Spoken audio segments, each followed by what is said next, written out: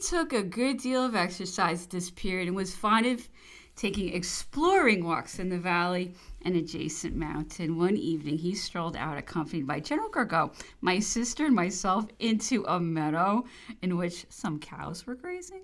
One of these, the moment she saw our party, put her head down and, I believe, her tail up, and advanced a pas de charge against the emperor. He made a skillful and rapid retreat, and leaping nimbly over a wall, placed this rampart between himself and the enemy. But General Gorgo valiantly stood his ground, and drawing his sword, threw himself between his sovereign and the cow, exclaiming, "This is the second time I have saved the emperor's life." Napoleon laughed heartily when he heard the general's boast and said, "He ought to have put himself in the position to repel cavalry." I told him the cow appeared tranquilized and stopped the moment he disappeared, and he continued to laugh and said, "She wished to save the English government the expense and trouble of keeping him." The emperor, during his residence under my father's roof, occupied only one room and a marquee. The room was one my father had built for a ballroom. There was a small lawn in front, railed round, and in this railing, the marquee was pitched, connected with the house by a covered way. The marquee was divided into two compartments, the inner one forming Napoleon's bedroom. And at one extremity of the external compartment, there was a small tent bed with green silk hangings, on which General Gorgo slept. It was the bedstead used by the emperor in all his campaigns. Between the two divisions of the tent was a crown, which his devoted servants had carved out of the turf floor, and it was so placed that the emperor could not pass through without placing his foot on this emblem of royal dignity. Napoleon seemed to have no penchant for the pleasures of the table. He lived very simply and cared little or nothing about what he ate.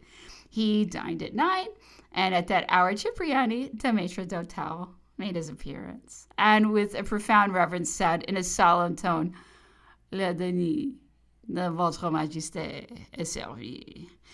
He then retreated backwards, followed by Napoleon and those of his suite who were to dine with him. When he had finished, he would abruptly pass away his chair from the table and quit the dining room, apparently glad it was over. A few days after his arrival, he invited my sister and myself to dine with him, and began quizzing the English for their fondness of roast beef and plum pudding. I accused the French, in return, of living on frogs.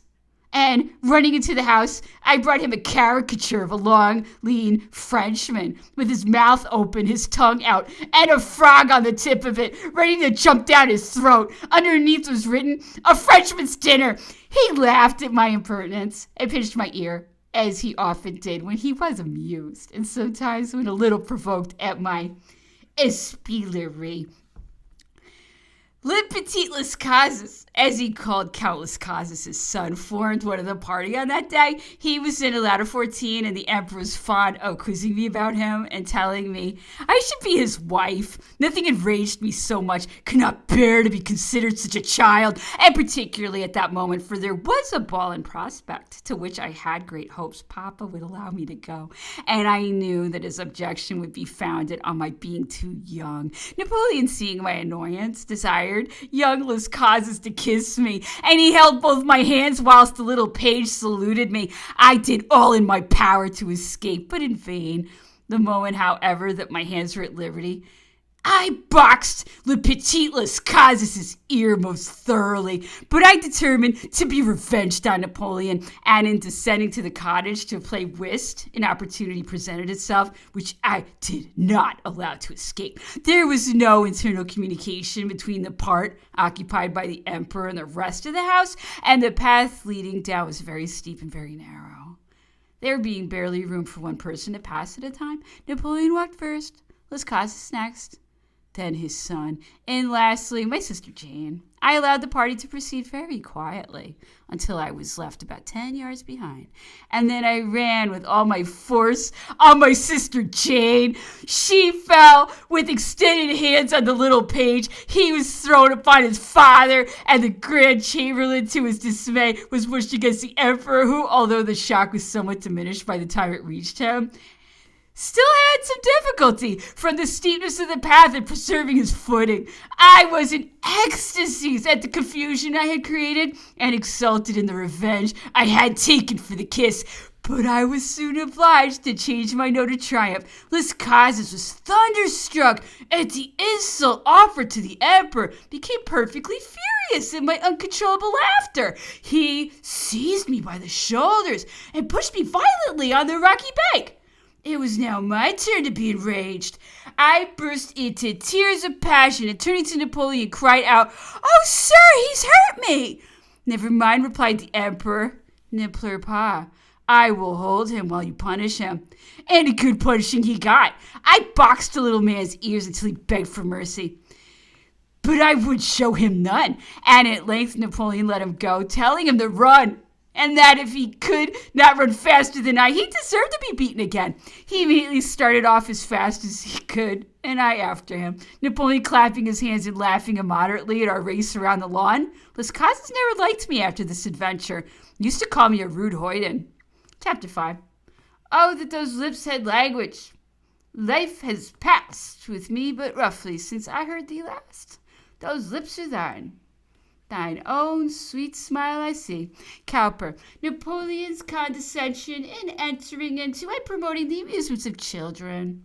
His beautiful hand. Anecdote of the sword.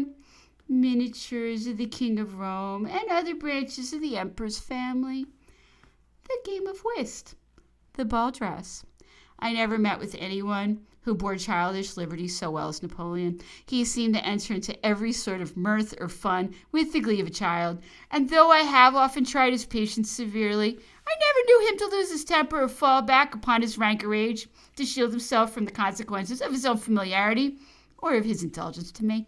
I looked upon him, indeed, when with him, almost as a brother or companion of my own age, and all the cautions I received, and my own resolutions to treat him with more respect and formality, were put to flight the moment I came within the influence of his arch smile and laugh.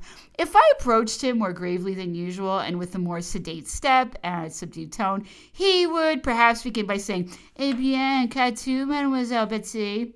Has the petite Las Casas proved inconstant? If he have, bring him to me." Or some other playful speech which either pleased or teased me, and made me at once forget all my previous determinations to behave prettily.